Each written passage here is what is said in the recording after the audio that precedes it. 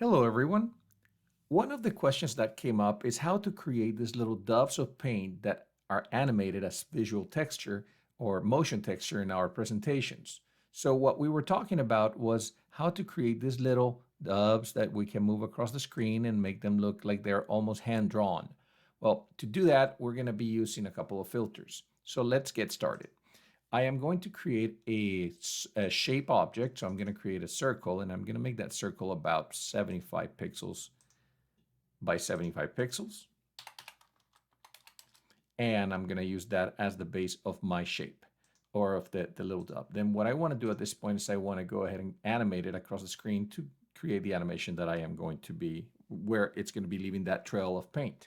So let's go ahead and move this layer off screen really quick, set up keyframe for position, then move about 15 frames and then move it across the screen this way, and then another 15 frames or so, and move it this way, and then all the way to, let's say, 110. Let's go ahead and work with that. So basically, this is the motion that the dove of paint is going to follow, okay?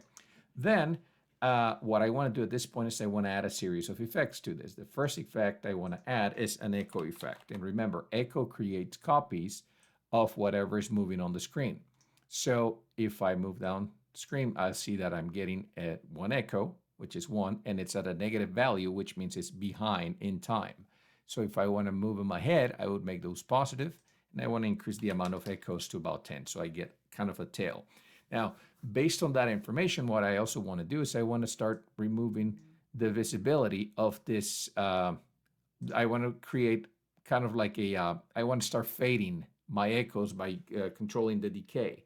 And the reason for that is because I want to use that transparency information as alpha on the next filter that we're going to apply, which is roughen edges. So if I go to my filters and pick roughen edges, then I start seeing what that alpha information is going to do. We'll play around with these settings. Let's go ahead and increase the border to about 40, let's say, or 50. Yeah, 40 is okay. Let's work with that. About 45 would do. And so now I'm getting basically a very organic looking shape. Now, if I move across time, you'll notice that basically that is leaving a trail behind it. So this is looking very promising right now. What I want to do at this point is give it that dub paint look. And for that, I want to feather this. I want to make sure that I create some kind of a blur so that all of these things melt into one. And for that, I want to use a regular blur. I could use a fast blur or a Gaussian blur. Let me just go ahead and pick up Gaussian blur since it's here. And I want to increase that to a value of about 10, a little bit more. I want to blend these things a little bit more around here. So let's make it 20. That's better. And now what I want to do for the final filter is I want to choke that alpha channel. So I want to use a simple choker for this. Remember, simple choker chokes the alpha information in whatever is visible on the screen. And usually I make these two values match so that they balance out. And that creates that little droplet that moves across the screen. So as you can see, basically we've created that shape, and when I play it back, it moves organically. It almost looks like hand-drawn animation. Now at this point, I can go ahead and manipulate my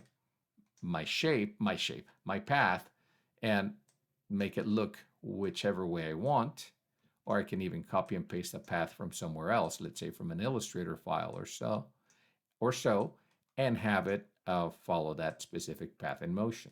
Now remember, this looks fine the way it is, and it's also affected by the distance between keyframes. So if right now it's moving fast, so it looks fairly natural, but if I start elongating this space between my keyframes, the shape of the object changes completely.